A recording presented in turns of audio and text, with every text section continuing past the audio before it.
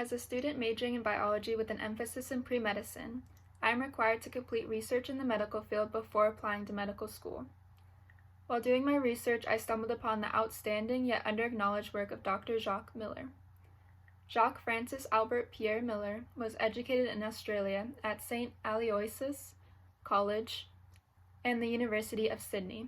After completing his medical studies and a hospital internship, he went to England to complete a fellowship at the Chester Beatty Institute of Cancer Research in London. Aiming for an ultimate career in experimental pathology, he then began to undertake original work on the thymus, for which he received doctoral degrees from the University of London, a PhD in 1960 and a DSc in 1965. During the intervening years, he was in the United States as a fellow of the Eleanor Roosevelt International Union Against Cancer at the National Cancer Institute of the National Institutes of Health. In 1966, Gustave Nassau recruited him back to Australia as the head of the Department of Experimental Pathology at the Walter and Eliza Hall Institute of Medical Research in Melbourne. Dr. Miller is credited as the pathologist who discovered the function of the thymus and set the stage for a new field in biomedical sciences. This new field would look at the function of lymphocytes, which are an essential part of the immune system. He discovered the function of the thymus in 1958 and is now credited as the last person to have identified the function of a major organ. In 1965, he was the first to demonstrate the functional identification of the two major classes of lymphocytes, which are the T cells and the B cells.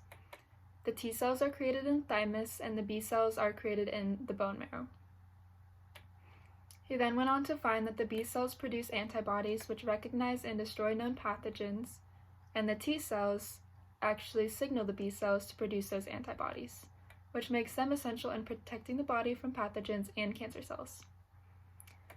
Dr. Miller showed that the thymus-derived cells were not antibody-forming cell precursors, but rather helped bone marrow-derived cells produce antibodies. These findings have been directly responsible for the explosive growth of studies on T-cell response to virus-infected cells, tolerance, lymphocyte heterogeneity and function, autoimmunity, immunodeficiency, AIDS, and other diseases of immune aberration. He and his colleagues later went on to discover how to boost the response to a vaccine through their understanding of the function of T cells. Understanding of the immune response helped them to understand the timeline of an infection and how the immune response develops to respond to these kinds of attacks. They also looked at autoimmune diseases such as rheumatoid arthritis, diabetes, or multiple sclerosis, where they found that the T cells, rather than fighting off foreign infections, turn against your own body and cause the disease.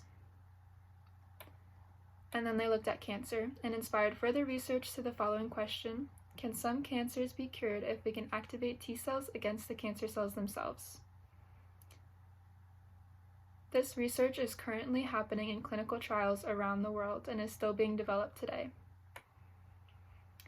It is clear that Dr. Miller's work has tremendous implications in every field of medicine. Although he did not apply for the recognition awarded through the Shaw Prize in Life Sciences and Medicine during his career, I have convinced the board to allow me to honor him with the award anyway through thorough research and a circulated petition. This award is given to researchers for their innovations in biomedical sciences and clinical medicine. Last year, the award was given to Maria Jassin for her work showing that the localized double-strand breaks in DNA stimulate recombination in mammalian cells, which is essential for the tools enabling editing at specific sites in mammalian genomes. 2 years ago, in 2018, Mary Claire King won the Shaw Prize for mapping the first breast cancer gene. This facilitated its cloning and has saved thousands of lives. Although it is unconventional to give this award to a retired individual, the medical community, as well as the board that typically makes the nominations for this award, has agreed that Dr. Miller's legacy should be honored with the Shaw Prize, since his discovery changed the course of immunology and contributed to many great advancements in the medical field. Without Dr. Shaw's contributions to the biomedical sciences, immunology would have taken a different course, which would have stalled the advancements in career research as well as the development of vaccinations, which have prevented many diseases and saved countless lives. His research led to further discoveries of antibodies, their function, and how they can be manipulated to prevent further diseases without having the individual be exposed to the disease fully, as this could be detrimental to their health. So it is with great honor that I award Dr. Jacques Miller with the Shaw Prize in Life Sciences and Medicine.